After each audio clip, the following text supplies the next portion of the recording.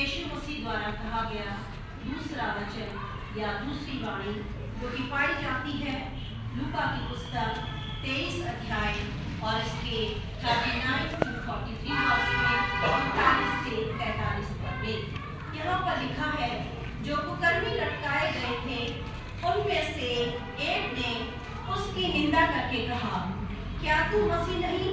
तो फिर अपने आप को और हमें भी बचा ले। इस पर दूसरे ने उसे डांट कर कहा, क्या तू परमेश्वर से भी नहीं डरता?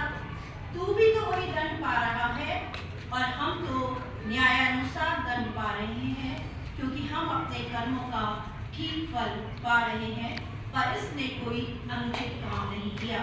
तब उसने कहा, हे यीशु, जब तू अपने राज्य में आए तो मेरी सुधि लेना।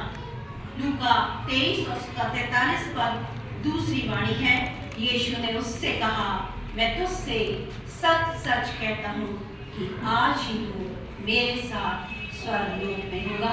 आइए प्रार्थना में अपने शब्द सर्व झुकाएं। अनुग्रहकारी दयालु प्रेमी पिता परमेश्वर, आपकी दूसरी वाणी इस स्थान से मेरे द्वारा प्रचारित की जा रही है। प्रभु अपनी पवित्र आत्मा का अभिषेक दें, मेरी जुबान मेरे होठों को प्रभु अपने पवित्र वेदी के अंगारों से छू ले। प्रभु अपने पवित्र आत्मा से सुनने वालों के हृदयों में अपना कार्य करे प्रभु, ताकि आपके उस क्रूस की उस प्रेम को प्रभु, उस दया, उस अनुग्रह को जब हम स्मरण करते हैं, हमारे हृदय छीदें हमारा प्रभु जी पश्चाताप हो और परमेश्वर पिता हम आप पर अनंत विश्वास कर सके। सारा आदर सारी महिमा प्रभु आपको देती हूँ और इस प्रार्थना को हमारे उद्धारकर्ता प्रभु यीशु मसीह के सामर्थी नाम में होकर मांगती हूँ। प्रियो, अभी आपने प्रभु यीशु मसीह की क्रूस पर से पहली वाणी सुनी कि हे पिता, इन्हें क्षमा कर, क्योंकि ये नहीं जानते कि ये क्या करते हैं। ये पहली वाणी।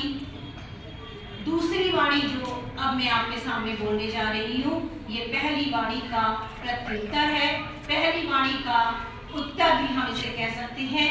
ये प्रभु यीशु मसीह की उस प्रार्थना का उत्तर था जो एक पश्चातापी डाकू ने क्रूस में प्रभु यीशु मसीह के सामने प्राप्त कर लिया था।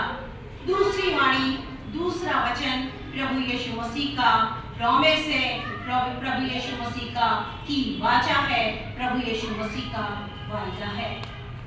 प्रभु यीशु मसीह की दूसरी वाणी एक पश्चातापी डाकू को दी गई पापों की संपूर्ण क्षमा हम कह सकते हैं, उद्धार और अनंत जीवन की संपूर्ण निश्चितता की वाणी भी कही जाती है। यह वाणी प्रभु यीशु मसीह की, मैंने आपसे कहा, पहली वाणी की का प्रत्युत्तर था। यह वाणी प्रभु यीशु मसीह के स्वर्ग के अधिकारी होने को भी प्रमाणित करती है या उसका भी ज्वलंत प्रमाण है। यह वाणी प्रभु यीशु मसीह के उद्धार देने के सामर्थ्य और तत्परता का भी अद्वितीय उदाहरण थी। प्रभु यीशु मसीह के क्रूस के दाएं और बाएं दोनों ओर दो डाकुओं को लटकाया गया था। जैसे अभी हमारे पास्टर साहब ने बताया कि दोनों को भी उतना ही कष्ट, उतनी ही दर्दनाक पीड़ा से होकर के वो दोनों गुजर रहे थे। ये दोनों पापी थे और अपने कर्मों का फल पा रहे थे और प्रभु यीशु मसीह को ठीक उनके बीच में लटकाया गया था, ताकि वो भविष्यवाणी जो यशाया भविष्यवक्ता ने उस क्रूस पर बलिदान होने से 700 वर्षों पूर्व कर दी थी कि वह पापियों के साथ गिना जाएगा, पूरी हो। इन दोनों डाकुओं को उद्धार प्राप्त करने का समान अवसर था। दोनों ही उद्धार के द्वार पर खड़े हुए थे और दोनों प्रभु यीशु मसीह से समान दूरी पर थे। अब तक जितनी भी घटनाक्रम वहां पर हुआ था, इन दोनों ने अपनी आंखों से उन सारे घटनाक्रम को देखा भी था, उसके गवाह भी थे। दोनों ने ही प्रभु यीशु मसीह की पहली वाणी क्षमा की प्रार्थना को सुना भी था। ये दोनों डाकू थे। इन दोनों ने बहुत से बुरे बुरे काम भी किए होंगे, चोरी, डकैती, हिंसा, और संभवतः ऐसा माना जाता है इन्होंने बहुत से लोगों की हत्याएं भी की होंगी, शायद इसीलिए इन्हें मृत्यु दंड दिया जा रहा था। ये दोनों डाकू आज संपूर्ण मानव जाति का प्रतिनिधित्व करते हैं, क्योंकि जैसा पवित्र शास्त्र बाइबल में रोमियो की पुस्तक उसके 3 अध्याय और उसके 23 पद में लिखा है कि हम सब ने पाप किया है और पाप की मजदूरी या दंड मृत्यु ही है। हम में से कोई ये नहीं कह सकता कि मैंने कोई पाप नहीं किया, मैं निर्दोष हूँ। हम हर दिन मन, वचन और कर्म के द्वारा ना जाने कितने पाप करते हैं। अगर देखें तो हम सभी मनुष्य हालांकि इन डाकुओं के समान कर्मों से नहीं, कार्यों के समान हम इन डाकुओं के समान नहीं है, लेकिन हम सब मनुष्य स्वभाव से पापी ही हैं। ये दो डाकू दो भिन्न भिन्न श्रेणियों के, दो भिन्न भिन्न प्रकार के जो मानव संसार में पाए जाते हैं, उनका भी प्रतिनिधित्व करते हैं। एक तो क्षमा पाए हुए पश्चातापी मनुष्य भी मैं कह सकती हूँ और पश्चातापी पापी भी मैं कह सकती हूँ। दूसरे वो जो क्षमा ना पाए हुए हठीले या कठोर मनुष्य कह सकते हैं। एक जिनके मन में परमेश्वर का भय रहता है और दूसरे वो जो परमेश्वर से भी नहीं डरते। एक जो दीनता से परमेश्वर की अधीनता को स्वीकार करते हैं और दूसरे वो जो अपने मन की घमंड में भर करके अपनी मर्जी से, अपनी इच्छा से और अपनी महिमा के लिए जीते हैं। ये दो ही श्रेणी के मनुष्य आखिर क्यों होते हैं, इसके बारे में भी अगर हम देखें तो प्रभु यीशु मसीह ने कहा जो मेरे साथ है वो मेरा है और जो मेरे साथ नहीं है वो मेरा विरोधी ही है। उन्होंने कहा जो मेरे साथ नहीं बटोरता वो बिखारता है। इन दो श्रेणियों के अलावा कोई तीसरी श्रेणी या कोई मध्यम श्रेणी नहीं है। जो कोई प्रभु यीशु मसीह के साथ नहीं वह उसका विरोधी ही होता है। हम सब प्रभु यीशु मसीह का इनकार नहीं करते, हम सब प्रभु यीशु मसीह का तिरस्कार भी नहीं करते, हम प्रभु यीशु मसीह का अपमान नहीं करते, हम प्रभु यीशु मसीह का निंदा नहीं करते। ये बात हम सोच सकते हैं, पर अगर हमने प्रभु यीशु मसीह के प्रति तटस्थ रहने का निर्णय ले लिया है तो निश्चित तौर पर हम उसका इनकार ही करते हैं। अब हम पहले डाकू की ओर जाएंगे। अगर हम देखें तो पहला डाकू जो था बड़े अधिकार के साथ प्रभु यीशु मसीह से मांग करता है कि यदि तू वास्तव में मसीहा है तो खुद भी बच और हमको भी बचा ले। वो प्रभु यीशु मसीह को चैलेंज दे रहा है, प्रभु यीशु मसीह को चुनौती दे रहा है। वो प्रभु यीशु मसीह से कोई याचना नहीं कर रहा, विनती नहीं कर रहा है, पर अपनी इच्छा पूर्ति और अपनी स्वार्थ पूर्ति के लिए वो प्रभु यीशु मसीह को चुनौती दे रहा है। हम में से आज कितने अपनी इच्छा पूर्ति, अपने स्वार्थ, अपने घमंड, अपने छल कपट, अपने झूठ में जी रहे हैं। हमारे अंदर पश्चाताप नहीं, हमारे अंदर आत्मग्लानि भी नहीं है। हम भी प्रभु यीशु मसीह को कई बार चुनौती देते हैं और कहते हैं यदि तू सर्व सामर्थी है तो हमें सफलता दे दे। मैं भी मनुष्य हूँ, मैं भी कहती प्रभु तू मेरे लिए ऐसा करेगा तो मैं ऐसा करूँगी। तो कई बार हम प्रभु उस डाकू के समान होते हैं कि अपनी इच्छा, अपनी अपेक्षा ईश्वर को बताते हैं और हम चाहते हैं कि जैसा जैसा हम चाहते हैं कि पर प्रभु हमारे अनुसार ही वही वैसा ही करता चला जाए। ये करे, कब करे, कैसे करे, ये सब बातें भी हम प्रभु के सामने रखते हैं।